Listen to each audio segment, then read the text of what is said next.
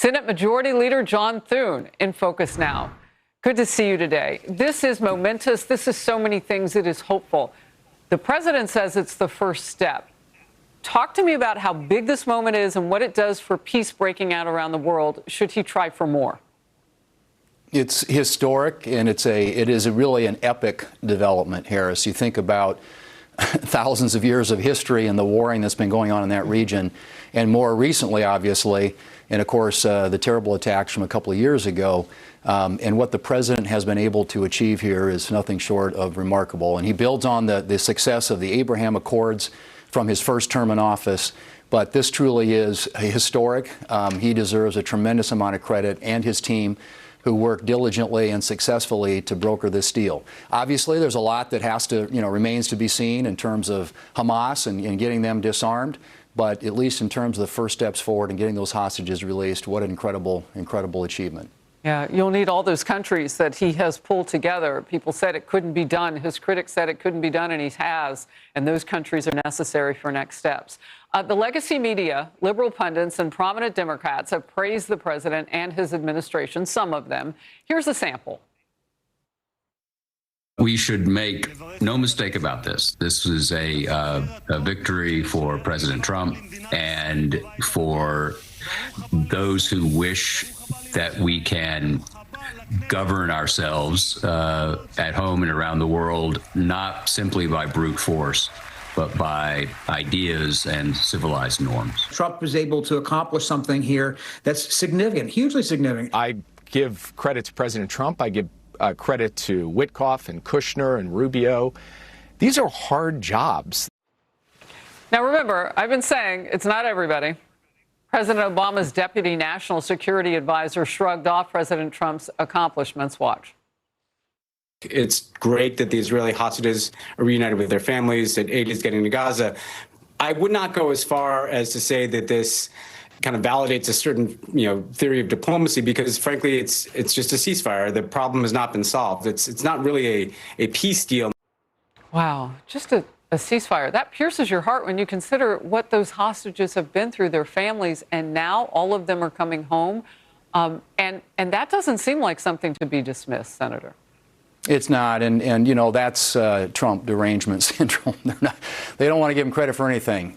This is historic, an achievement, I think, that will mark his administration. And again, it's something that is achieved when you try to make sure that your policy is one of peace through strength, Harris. That's the policy of this administration. It's been on display, and one of the reasons this was possible is because of the action the president took in Iran. And that enabled a lot of this to happen. So we've got some other challenges around the world, but the president and his team is intent on ensuring that they are trying to bring about peaceful outcomes in some of these war-torn areas of the world and to save lives. And this is going to save hundreds and thousands of lives in that area. Well, and what you just did took us forward, too. You mentioned Iran. And, of course, when you look where the president says he wants to potentially go next to break out peace, and that is to end the war between Russia and Ukraine, Iran is going to play a role in that, too, because of its coziness, if you will, with Russia.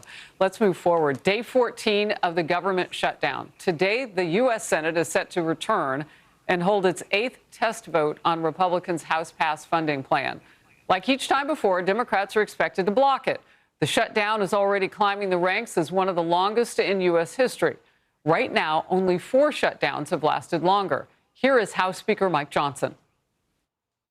Welcome to day 14 of the Democrat government shutdown. It's 2 weeks of Democrats in Congress inflicting untold pain on the American people for nothing other than pure politics. We are trying to break the status quo so government works better for the people. And Chuck Schumer is resistant to that. We're certainly not going to allow the American people to be taken hostage for his political gain. That just a short time ago, how the day began, President Trump says he's with Republicans. John Thune's been great, and Mike has been great.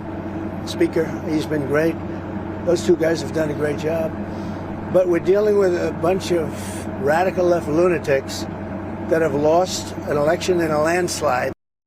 Before we go back to the senator, let's speak to what the president just said on the Democratic side. House Minority Leader Hakeem Jeffries is calling for his members to return to D.C. to show they are ready to negotiate This despite all but one Democrat voting against the House funding resolution. Senator Thune, are we stuck? Is it like, what happens next? Well, we're only stuck as long as a handful of Democrats decide they want to follow the leader and play politics rather than do the right thing on behalf of the American people and open up the government. That's where we are here. So we're going to vote again today. We have 55 of 100 United States senators voting to reopen the government. We need 5 more Democrats. It takes 60 to do most things in the United States Senate. And all we need is 5 Democrats. But their leadership is intent on pacifying and trying to appease this far left base. They've got this big rally coming up next Saturday, which everybody thinks they want to get behind them before they do anything to open up the government. But it's really straightforward. I mean, this is the legislation right here. It's 24 pages long. It is clean. It is nonpartisan. It has no policy writers, no partisan gimmicks. This is a straightforward way to open up the government. It has passed the House. It is sitting at the desk in the Senate. We can pick it up and pass it today. The president will sign it into law today. The government opens up, and all these questions about who gets paid, who doesn't get paid, which agencies and departments are going to be prioritized, those all go by the wayside. It is that straightforward. We are trying to open up the government. The Democrats are not. They are playing politics. It needs to stop, and it needs to stop now. Before I let you go, Hakeem Jeffries wants to negotiate.